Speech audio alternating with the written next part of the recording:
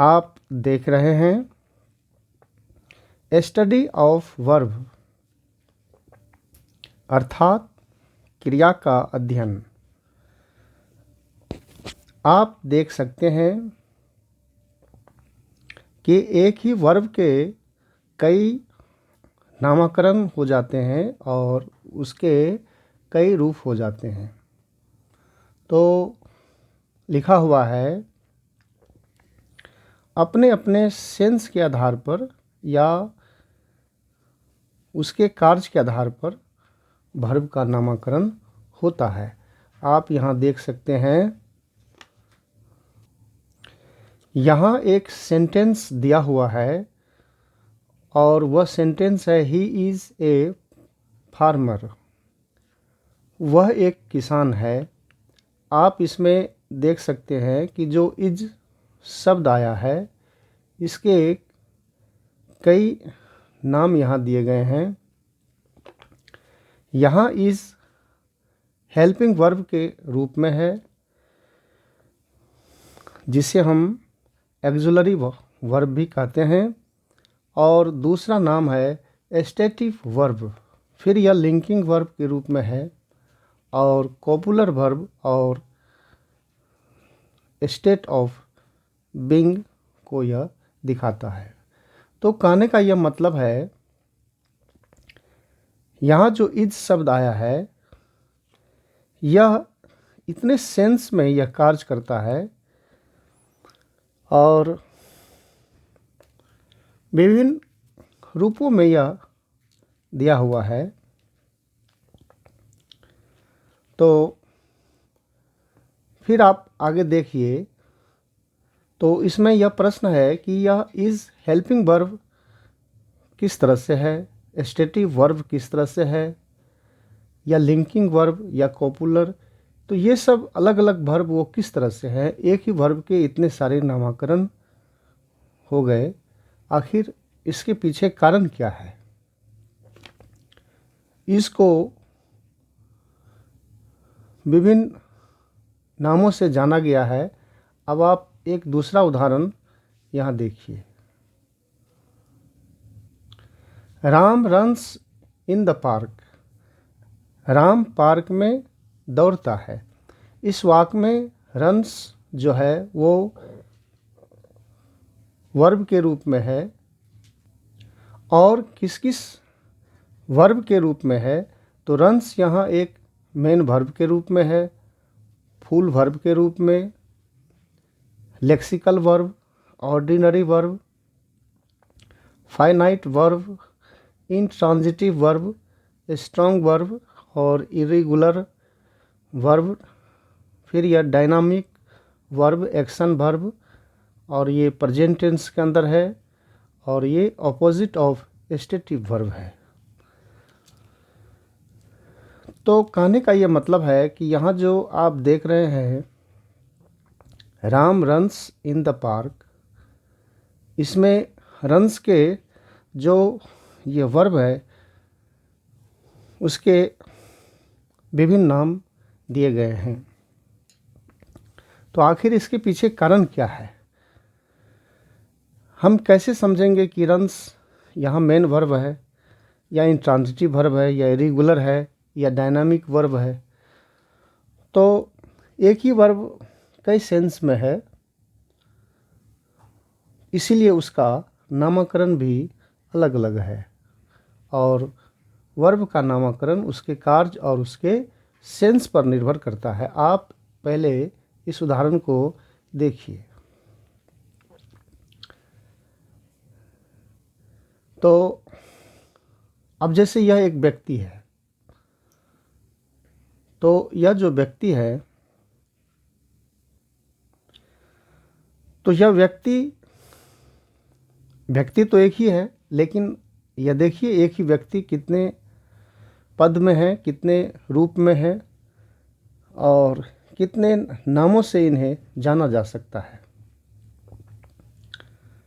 तो जैसे यह व्यक्ति है, अगर यह पढ़ने का कार्य करेगा तो यह विद्यार्थी कहलाएगा, अगर पढ़ाने का कार्य करेंगे तो यह शिक्षक कहलाएंगे, और यदि यह बोलने का कार्य करेंगे तो यह वक्ता कहलाएंगे। यदि यह व्यक्ति खेलने का कार्य करेंगे तो खिलाड़ी कहलाएंगे। और यदि कृषि करेंगे तो कृषक, गाने का कार्य करेंगे तो गायक।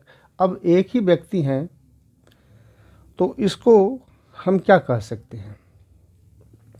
विद्यार्थी या शिक्षक या कौन है? विद्यार्थी है या शिक्षक है या वक्ता है या खिलाड़ी है या कृषक है या गायक है? तो इसका निर्धारण इसके कार्यों से होता है। तो जब यह पढ़ने का कार्य करेगा तो यह विद्यार्थी कहलाएगा, और जब पढ़ाने का कार्य करेंगे तो यह शिक्षक कहलाएंगे। तो कुछ इसी तरह से सेंस वर्ब के अंदर होता है कि वर्ब जब विभिन्न रूपों में, विभिन्न तरह से, विभिन्न सेंसों में कार्य करते हैं तो अपने अपने कार्य और सेंस के कारण ही यह कहीं मेन वर्ब हो जाते हैं, कहीं फाइनाइट वर्ब हो जाते हैं, कहीं इंट्रांजिटिव हो जाते हैं, कभी स्ट्रॉन्ग वर्ब, इरेगुलर वर्ब हो जाते हैं। तो यहाँ इसका अलग कार्य होगा, डायनामिक तो फिर अलग कार्य होगा। तो प्रत्येक का अपना अपना एक सेंस है। वर्ब तो एक ही है, लेकिन विभिन्न जगह विभिन्न तरह के कार्य ये संपादित करते हैं, इसलिए इसके कई नाम हो जाते हैं। जिस तरह से एक व्यक्ति को कई संज्ञा से, कई नामों से जाना जा सकता है, कई पदों में वो इस वक्त दिखाई पड़ रहा है, हो सकते हैं, इसी तरह से एक वर्ब भी कई नामकरण में, कई रूपों में हो सकते हैं, हो जाते हैं। तो यहाँ लिखा हुआ है कि वर्ब को सही रूप से जानने के लिए वर्ब के विभिन्न रूप और उसके सेंस और उसके फंक्शन इत्यादि को जानना जरूरी होता है। वर्ब कितने प्रकार के होते हैं, हो सकते हैं? तो पहले आप यहाँ वर्ब का नामकरण देखिए, और प्रत्येक के बारे में जो अध्ययन है वो आने वाले वॉल्यूम्स में दिया जाएगा। तो वर्ब को विभिन्न नामों से जाना जाता है। वर्ब के ये प्रकार हैं, और प्रत्येक प्रकार में उनके सेंस, उनके फंक्शन अलग अलग हैं। जैसे वर्ब का base form, bare form, original form. दूसरा है जैसे helping verb, auxiliary verb, anomalous verb, 24 friends of not, special finites. फिर आप आगे देख सकते हैं 3 नंबर पे लिखा हुआ है प्राइमरी एक्जुलरी। तो ये क्या हुआ? Verb to be, to do, to have, semi modal verb, marginal modal verb और मॉडल वर्ब्स। फिर है full verb, lexical verb, ordinary verb, principal verb. फिर 5 नंबर पे है linking verb, copular verb. 6 number पे स्टेटिव वर्ब। फिर आगे है verb, action, state of being, V1 2 3 4 5। फिर आप आगे देख सकते हैं डायनामिक वर्ब, एक्शन वर्ब। फिर वर्ब का simple present tense, past tense, past participle, present participle, perfect participle, present tense. फिर है नंबर 11 पे आप देखिए रेगुलर वर्ब, जिसे वीक वर्ब भी कहते हैं, इरेगुलर वर्ब, जिसे स्ट्रॉन्ग वर्ब भी कहा जाता है। नंबर 13 पे नॉन फाइनाइट, तो फाइनाइट वर्ब। 14 नंबर पे है infinitive verb, bare infinitive verb. और फिर आप आगे देख सकते हैं 15 पे जिरंड पार्टिसिपल, इन्फिनिटिव।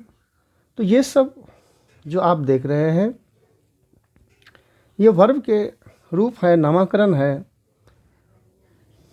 तो वर्ब किस रूप में है, किस नामकरण में है, किस सेंस में है, किस कार्य में है, तो इसके रूप से इसके बारे में पता चलता है इसके प्रकार से।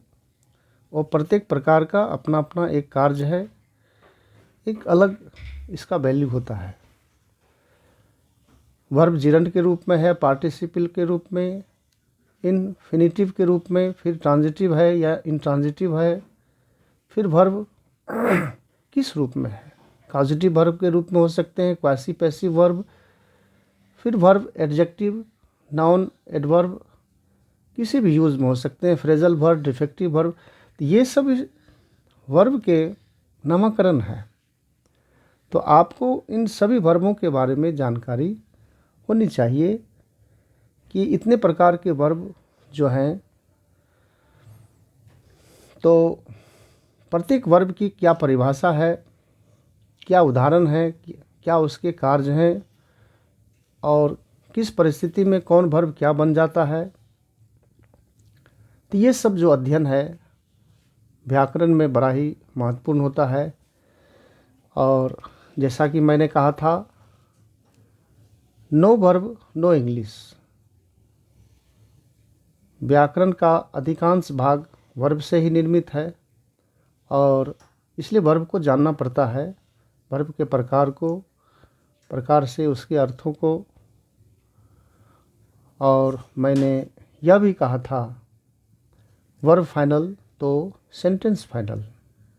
इसलिए मैं आपको यहाँ जितने भी वर्ब लिखे गए हैं, पीछे कई वर्ब के बारे में पढ़ाई कर दी गई है और जो शेष हैं उसे मैं आने वाले अगले वॉल्यूम्स में पढ़ाऊँगा। तो मेरे कहने का मतलब यह है कि वर्ब का जो प्रकार दिया हुआ है, इन प्रकारों के बारे में आप गहराई से जानें और व्याख्या के साथ जानें, तब जाकर आपको अंग्रेजी पे पकड़ बनेगा। तो इसी के साथ ये वॉल्यूम समाप्त होता है। अब आगे की पढ़ाई हम लोग नेक्स्ट वॉल्यूम में करेंगे।